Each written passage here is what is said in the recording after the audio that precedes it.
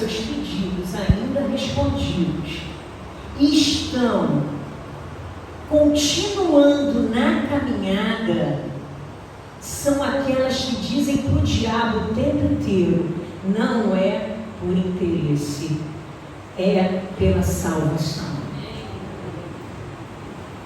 Gente, aquilo me colocou no meu lugar,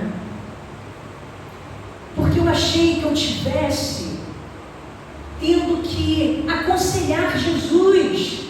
Olha, não era essa a minha intenção, mas quando eu fui vendo por onde eu estava transitando, eu falei: Senhor, eu estou muito preocupada. E graças a Deus, Ele, com o amor dEle, com a misericórdia dEle, Ele me respondeu de uma forma tão amorosa. Não foi com ofensa aquela minha oração, mas era Ele dizer o tempo todo: o diabo precisa ver pessoas assim, porque senão ele vai sempre concluir que é por interesse. E aí a gente viu a história de Jó, que Jó mostrou: não é por interesse, não foi porque eu pequei, eu não estou passando por isso porque eu estava fazendo práticas erradas, não. O Senhor tocou, permitiu que o diabo tocasse na vida dele. E como que o inimigo sai daquela história? Completamente esbofeteado. Porque aquele homem disse: independente de qualquer coisa, eu não vou abandonar o Senhor. Como a mulher dele disse: Jó, abandona o seu Deus e morre.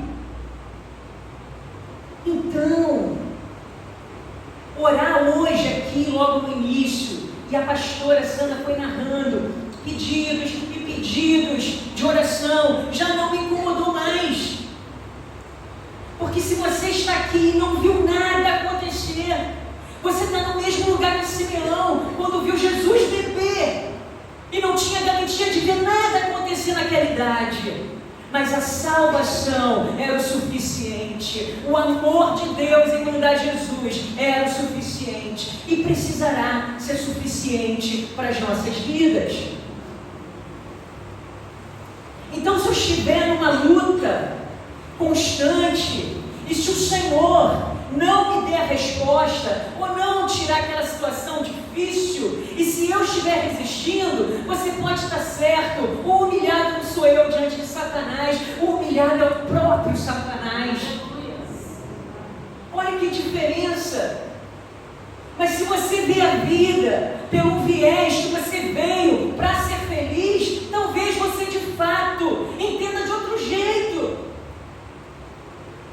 Talvez você de fato entenda que, nossa, que injustiça, olha o que Deus faz comigo, o ímpio prospera, eu não prospero, e aí? E se você entender que você não veio aqui para ser feliz, mas você veio para ser salvo pelo grande e poderoso Messias de Israel, você vai entender que basta, a salvação chegou na nossa vida. Eu louvo a Deus porque eu vi um milagre na minha casa, uma perspectiva de, depois de um tratamento longo e sem nenhuma referência de certeza, de cura, eu vi que o Senhor abençoou meu filho e tirou ele de uma zona de crises fortíssimas de asma e bronquite severas. E me deu essa resposta em oração. Eu me lembro que eu já tinha feito todo o tratamento. E quando eu fui no médico, ele falou: agora a gente encerra. Então hoje, Marcela, não tem mais bombinha, já usou o suficiente. Quando eu cheguei em casa, João começou a passar mal. E naquela hora ali, eu falei: Senhor, só tenho que contar contigo. E eu orei naquele instante com ele. E desde aquele dia, não houve crise maior a ponto de João precisar usar aqueles medicamentos que foram tirados.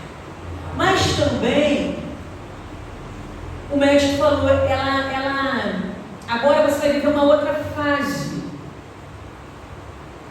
que talvez ele tenha uma rinite muito aguda, muito severa, e eu continuo nessa fase, e eu continuo entendendo que Deus tem poder para curá-lo,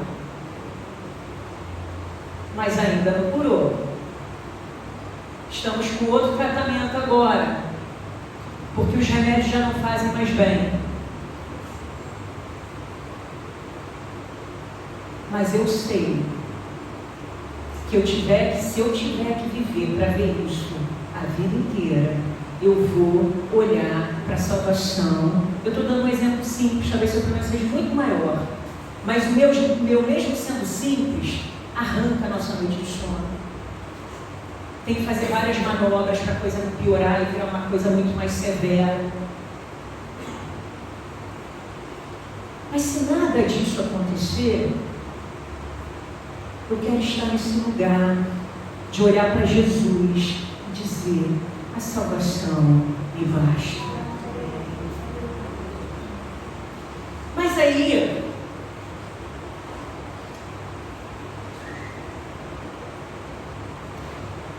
eu também vi uma outra história de salvação. Olhei para de Simeão, e agora eu queria que você olhasse comigo essa história de salvação, de tão grande salvação, lá em Lucas 23.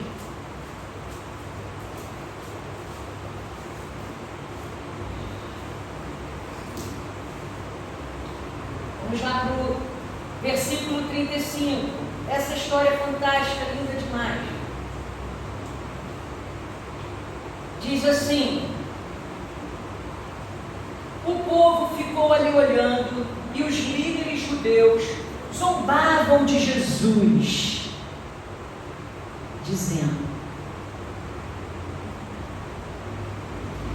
ele salvou os outros, que salve a si mesmo, se ele é de fato o Messias que o Senhor escolheu. Os soldados também zombavam de Jesus. Chegavam perto dele e lhe ofereciam vinho comum e diziam: se você é o rei dos judeus, salve a você mesmo. Na cruz, acima da sua cabeça, estava escrita as seguintes palavras: este é o rei dos judeus. Um dos criminosos que estava crucificado ali insultava Jesus, dizendo: você não é o Messias? Então salve a você mesmo e também a nós. Portanto, o outro respondeu: você não teme a Deus? Disse para o colega de cruz: você não teme a Deus? Você está debaixo da mesma condenação que ele recebeu. A diferença é que a nossa condenação é justa. Eu e você somos ladrões, somos condenados, e por isso estamos recebendo o castigo que nós merecemos por causa das coisas que fizemos. Mas ele nada fez de mal. Então disse Jesus: lembre de mim quando o Senhor vier como rei, ou quando entrares no paraíso. E Jesus respondeu: eu afirmo a você que isto é verdade. Hoje você estará comigo no paraíso. Essa palavra chama a atenção por vários aspectos. Com Simeão, a gente viu que a salvação bastou, mas ele viu Cristo. Na fase bebê, ele viu Cristo. O cristianismo não pode caminhar distante da fé no sobrenatural. Crer na salvação é você trazer a referência do sobrenatural para a sua vida. Se relacionar com o Espírito Santo é você ter uma vida nessa terra ligada ao sobrenatural. Então, o cristianismo puro e simples, se não for engodo, se não for palha, ele vai te apontar para uma vida aqui na terra linkada com o sobrenatural. Não tem aquela versão, tipo, aqui eu faço o que eu quero, o que eu bem entendo, e lá no céu depois eu vou lidar com o sobrenatural. Não, a gente lida aqui, a gente conhece Jesus aqui, a gente conhece o poder do Espírito Santo, a gente se relaciona, a gente ora, a gente lê, a gente canta, a gente crê, a gente vê enfermo, sendo curado, uma série de coisas, sobrenatural. Então, eu preciso ter essa relação. Com a questão do ladrão na cruz, esse homem de fato era um homem perdido. Em Simeão era um homem zeloso. A história se passa por intermédio de um homem zeloso, que guardou a palavra, sabia que o Salvador, o Messias, iria vir. E ele teve o privilégio de vê-lo. O ladrão na cruz não era um homem zeloso, era um homem perdido, era um homem condenado.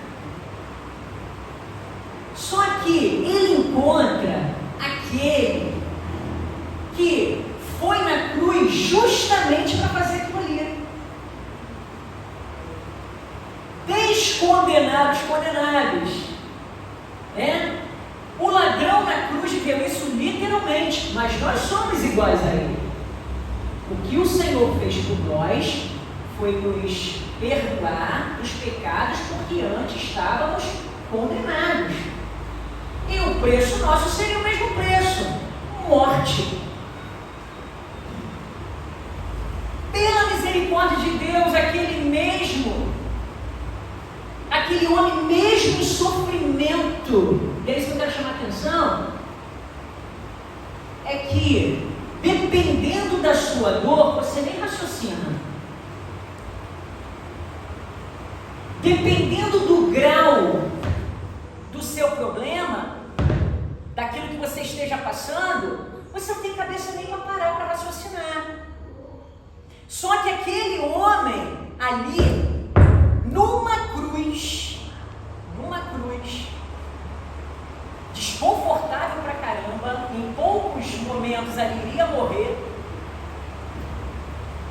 encontrou ali a condição de perceber o que o outro não encontrou. A primeira coisa que o ladrão da cruz apresenta é um temor a Deus.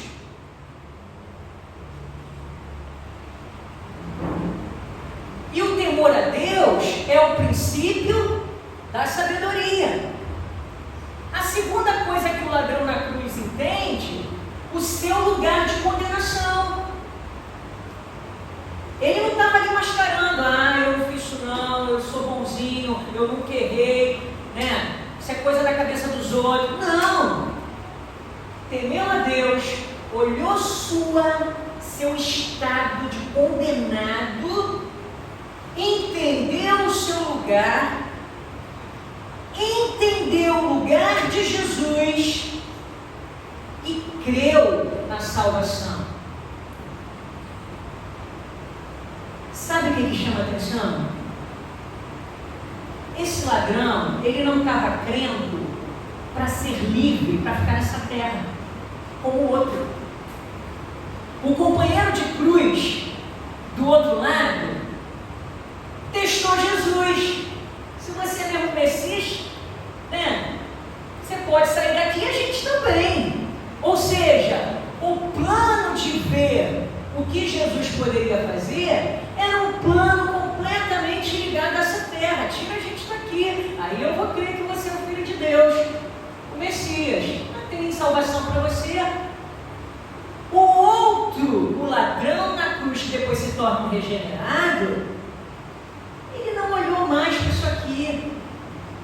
Ele não estava dizendo: tira a gente daqui, dá um jeitinho para a gente continuar a viver, aí eu vou te seguir aqui, aí eu vou caminhar com você, vou virar um discípulo. Não! A salvação bastava. Não era liberdade para continuar aqui.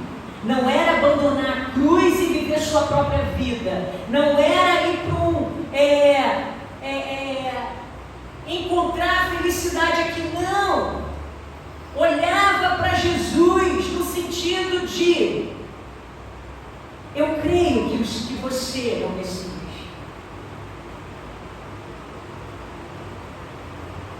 Eu quero ir para o lugar que você vai. E é isso que precisa chamar a atenção para a gente. Duas pessoas vivendo eras diferentes. Um viu Jesus nascendo, o outro viu Jesus morrendo. O que levava esse ladrão a acreditar que Jesus de fato era o Messias? Estava na cruz.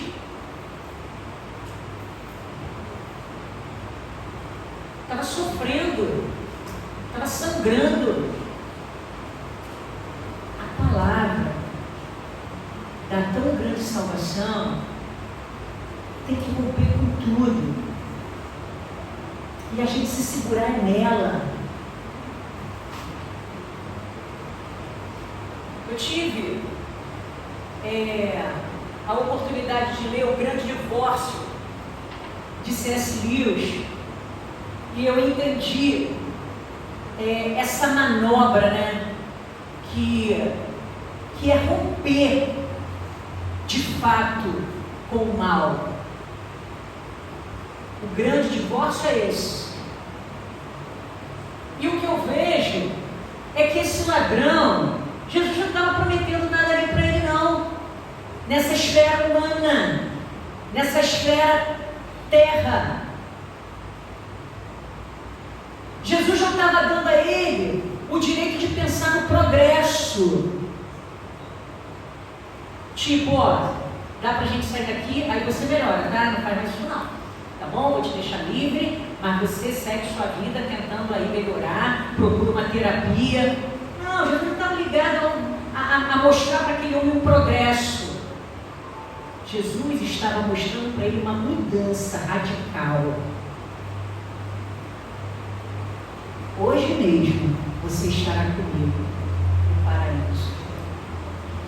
E entender essa visão de paraíso, entender a tão grande salvação, é a gente romper com tudo aquilo que nos afasta de Deus. E diz assim: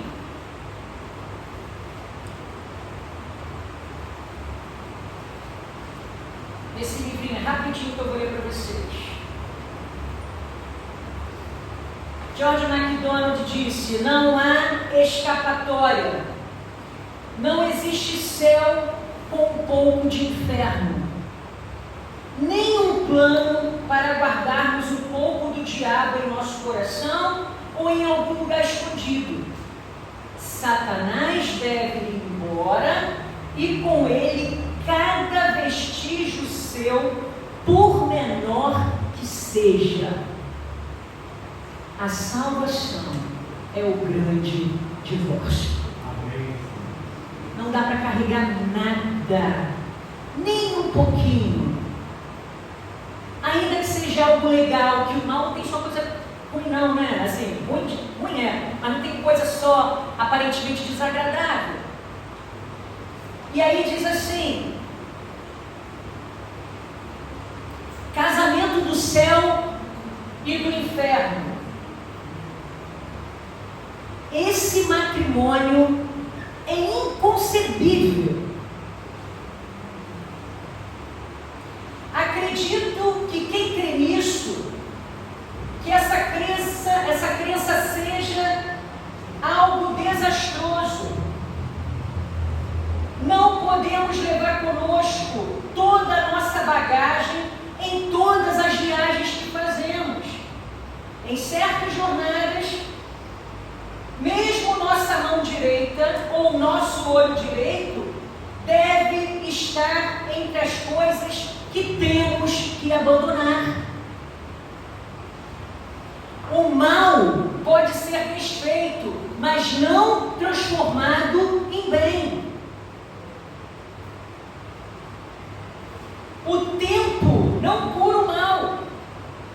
O encontro deve ser desfeito, ponto por ponto, com murmúrios de um poder desatador, retroativo. Do contrário, não terá efeito desejado. Ainda temos que optar por uma coisa ou outra. Se insistirmos em manter o inferno ou mesmo a terra, não veremos o céu. Se aceitarmos o céu, não seremos capazes de reter mesmo as menores e mais íntimas lembranças do inferno. Para mim, qualquer um que alcançar o céu descobrirá que aquilo que abandonou, olha que coisa interessante, mesmo que tenha arrancado o olho direito, não foi perdido. Olha que coisa maravilhosa. Nesse sentido, aqueles que completaram a jornada poderão dizer com sinceridade que o bem é tudo e que o céu está por toda parte. Existe o bem e o mal, existe o certo e o errado, mas os dois mundos são muito distintos. Jesus veio para nos libertar e não para a gente ajustar esse mundo com o plano da salvação. Esse esforço não cabe. Não é um casamento perfeito. Então, o ladrão da cruz rompe com o mal.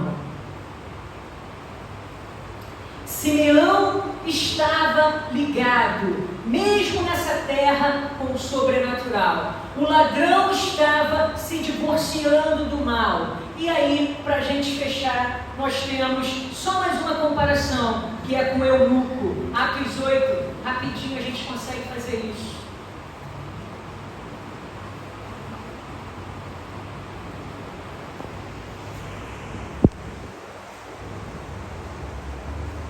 Um anjo do Senhor, lá no versículo 26,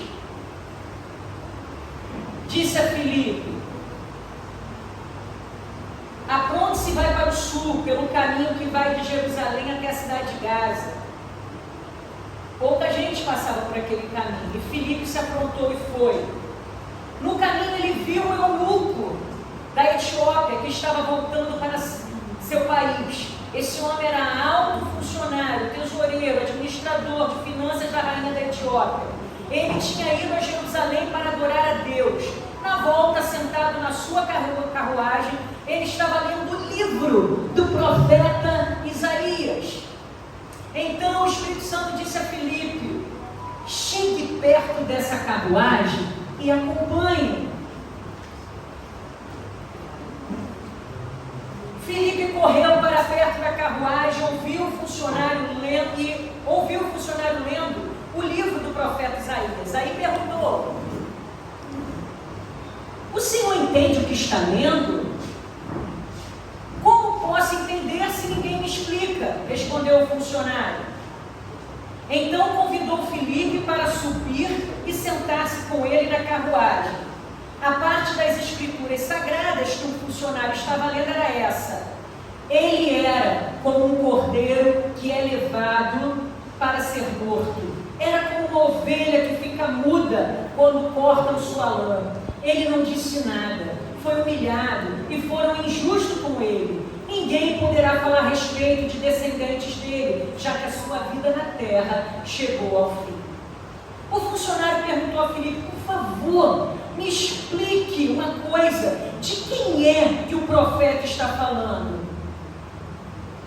É dele mesmo ou de outro? Então, começando com aquela parte das escrituras, Filipe anunciou ao funcionário a boa notícia a respeito de Jesus. Enquanto estava viajando, chegaram a um lugar onde havia água. Então o funcionário disse: veja, aqui tem água. Será que eu não posso ser batizado? Disse Filipe: se o Senhor crer de todo o coração, é claro que pode. E o funcionário disse: sim, eu creio que Jesus Cristo é o Filho de Deus. E mandou parar a carruagem. Os dois entraram na água e Filipe batizou ele ali. Quando eles estavam saindo da água, o Espírito Santo levou Filipe embora. O funcionário não viu mais, o funcionário não viu mais Filipe, porém continuou a sua viagem cheio de alegria. Um discípulo de Jesus alcançou. Discípulo é porque já está na caminhada ali, crendo no que Jesus fez.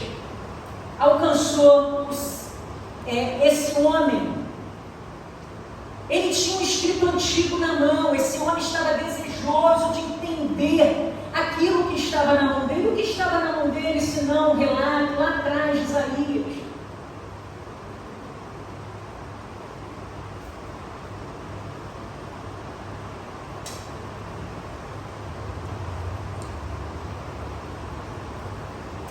Ele recebe então o Evangelho da Graça e ouviu sobre a palavra de salvação, e aquilo também bastou para ele. O que difere dos outros homens que falamos, de Simeão, do regenerado, né? Antes era o ladrão da cruz. Ele não viu nenhum bebê, e ele não viu Cristo crucificado. Ele não viu nada. E aí, eu em oração estava falando: Senhor, quem teve então mais fé? Porque um pelo menos viu o bebê, o outrozinho viu Jesus muito embora na situação crítica, mas viu Jesus. O eunuco nada viu. Quem teve a maior fé? E o Senhor colocava no meu coração: eu não tenho que me preocupar com a maior fé, eu tenho que me preocupar com uma fé suficiente, que me faz crer que me basta a salvação. Às vezes a gente fica preocupado se a gente tem uma fé grande, se eu estou com ela pequena, se você tem fé suficiente. Não é métrica, é suficiente. Não há quem possa impedir o Evangelho de chegar na vida das pessoas. 3 homens vivendo tempos diferentes, e o mesmo Evangelho, o mesmo cristianismo foi chegando na vida de cada um. Concluo então com vocês que todos entenderam o plano da salvação. Todos. Porém, não só entenderam. O plano da salvação bastou. Ninguém estava ali dizendo: eu preciso ver mais alguma coisa. Eu preciso de mais alguma coisa. Filipe, me prova. Faz uma oração aí, deixa eu ver se esse Jesus então que você está falando que é o mesmo que o profeta Isaías falou, vamos ver se é o mesmo. Não, bastou. Bastou.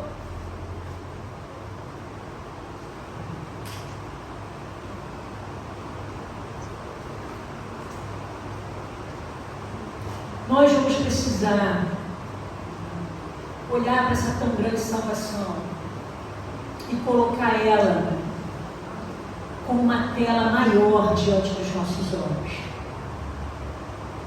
Justamente porque não temos garantia de felicidade nessa terra. Não espere nada além disso. Isso precisa ser o suficiente para a gente. O mais que o suficiente para a gente. Eu aprendi num outro livro, Deus no Banco dos Réus, que às vezes é uma questão da gente lidar com a nossa imaginação. E C.S. Lewis coloca o seguinte: se você veio para essa terra para ser feliz, talvez você encare que você esteja num hotel. E se você estiver num hotel, pode ser que você fique muito insatisfeito, porque o serviço não está bom, porque não tem a qualidade que você achou que teria naquele hotel. Talvez você olhe a vida por um ângulo tipo: não estou satisfeito, porque eu não esperava isso deste hotel. Mas se você se vê como um que merecia a prisão, porque você estava condenado, talvez tudo que você tenha, você diga: está muito melhor do que eu imaginava. Eu falo isso agora. Ontem aquele calor que o ar não dava jeito, e você às vezes não consegue dormir. Mas quando eu lembrava que o meu lugar era de condenado, e que se eu for olhar como uma prisão, eu dou glória a Deus, porque na prisão de fato não teria ar-condicionado. E aí a gente ainda tinha um vento mais geladinho para chegar ali. E aí você vai limitando a sua murmuração, você vai tirando aquilo que muitas vezes impede de você olhar o que é suficiente de fato, o que é de maior importância. Temos uma longa jornada, só Deus sabe quando Ele vai nos recolher dessa terra. Que possamos viver olhando para aquilo que Deus nos deu, por intermédio de Jesus, a condição de estarmos um dia com Ele. Como o Eunuco termina, o texto do Eunuco termina dizendo: e ele foi embora alegre.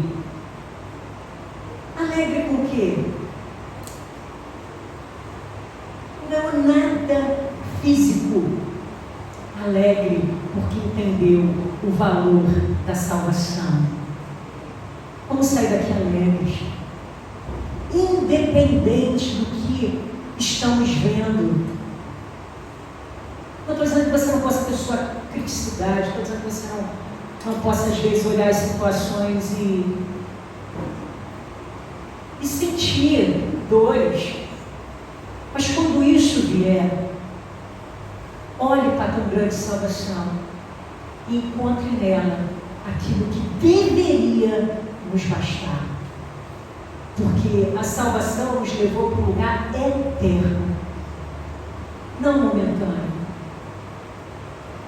Que o Senhor nos abençoe e que tenhamos condição de viver esse grande divórcio, porque não há partículas de mal no céu e nem há nada do bem no inferno.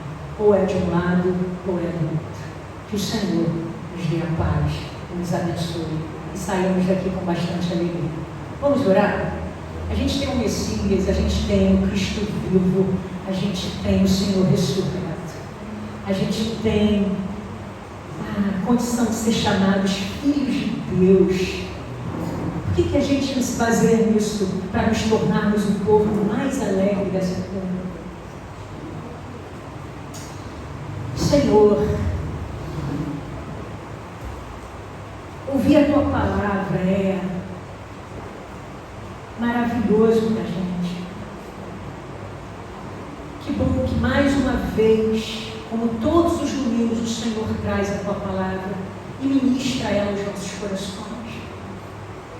Domingo passado fomos extremamente abençoados. A Tua palavra vem para nos abençoar, para tirar o jugo que está nos nossos ombros. Nós queremos dizer ao Senhor obrigada. Obrigada por tão grande salvação que às vezes a gente nem se apercebe. Às vezes a gente coloca ela na prateleira com tantas outras coisas. Às vezes pedimos ela, às vezes trocamos ela por outras vontades, por outros prazeres. Jesus, aquele ladrão na cruz entendeu que ele precisava fazer. Simeão se contentou com o que viu, e o eunuco creu como nós. Recebeu a palavra por internet de Filipe, assim como nós recebemos a palavra por internet dos apóstolos, dos pastores, dos mestres. Não queremos ir embora daqui como chegamos, Senhor. Queremos sair daqui alegres como o eunuco foi viver a vida dele, porque o Senhor é o nosso Salvador, o Senhor é o nosso Messias, o Senhor é aquele que nos comprou com o teu sangue, o Senhor é aquele que nos garantiu o céu. Tem nada melhor do que isso, um lugar que não haverá nenhum tipo de mal, nem o menor sequer. Isso tem que ser a máxima para a gente, que essa vida que estamos vivendo na terra não venha nos afastar do sobrenatural. Ele é tão real quanto as coisas que nós vemos. Leva-nos, Senhor, a conhecermos melhor o teu Espírito Santo, a tua presença santa. Leva-nos, Senhor, a confiar na tua palavra. Leva-nos, Senhor, a seguirmos a nossa vida com alegria, porque Jesus nos encontrou, nos salvou, nos purificou, perdoa nossa multidão de pecados. Louvado seja o teu nome. Estamos felizes, Senhor. Estamos felizes porque temos a vida. E o que é a vida senão uma oportunidade de conhecer o Senhor todos os dias? Não é uma oportunidade para comprarmos casa e trocarmos de carro e pensarmos em roupa. Sim, Senhor, tudo isso faz parte de um mundo que vai ficar aqui. Precisamos por necessidade, mas nós queremos olhar para o que Jesus fez, o que o Senhor fez, e dizer: Senhor, isso nos basta. E quando não tivermos as nossas orações sendo atendidas, porque ouvidas elas são, o Senhor tem ouvidos que ouvem, olhos que veem, mãos que abençoam. Mas quando tivermos só naquele momento ali, aonde a incredulidade vem dizendo aos nossos corações: não há Deus em Israel, nós possamos lembrar do que o Senhor já nos deixou aqui hoje como referência. Se seguirmos com Jesus sem vermos os milagres que estamos esperando, seguimos porque acreditamos na salvação, e isso, Deus, faz com que o diabo fuja desesperado, porque ele entende que não é por interesse, mas é pelo amor do Senhor que nos encontrou. Obrigada, Jesus. Não vamos desistir de orar, não vamos deixar de pedir diante do Senhor, porque não foi isso que o Senhor disse, mas vamos passar a enxergar, Senhor, que quando as coisas não estiverem acontecendo, elas demonstram que os fiéis não dependem dos milagres apenas para viver, depende da salvação que já nos foi dada. Em nome de Jesus. Amém. Deus te abençoe.